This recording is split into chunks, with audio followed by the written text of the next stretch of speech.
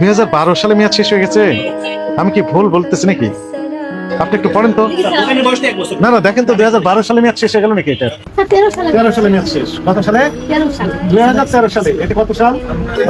10 বছর কোথায়, 12 বছর হয়ে যাচ্ছে। কয় মিনিট হবে এখানে? 10 মিনিট, তাই না? আমরা কত প্যাকেট মেয়াদোত্তীর্ণ ওষুধ বের করলাম এটা আমরা একটু দেখেন আপনার সম্মুখে দেখি। 1 2 3 4 5 6 7 8 9 10 11 12 13 14 15 16 17 18 19 20 21 22 23 24 25 26 27 28 29 30 31 32 33 34 35 36 37 38 39 40 41 42 43 44 45 46 47 48 49 50 51 52 53 প্যাকেট আর একটা 54 প্যাকেট ওষুধ পাওয়া গেল 10 মিনিটের মধ্যে। একই সাথে খাবারের আইটেম দেখেন 1 2 3 4 5 6 7 8 9 10 11 12 13 14 15 16 প্যাকেট বা বক্স খাবার মেয়াদ উত্তীর্ণ হয়েছে। আর এখানে ওষুধ পেলাম কত বক্স? 54 প্যাকেট।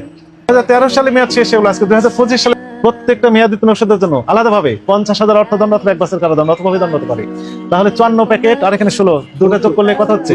70 প্যাকেট। 70 গুণ 50,000 যদি আমরা ধরি 35 লাখ টাকা জরিমানা হতে পারে, অথবা 70 বছরের কারাদণ্ড হতে পারে। মানুষ তো 70 বছর বাঁচে কিনা আল্লাহ জানে। তার মানে ওনার যদি জেল হয়, কারাদণ্ড হয়, তাহলে ওই কারাগারেই মৃত্যুবরণ করতে হবে।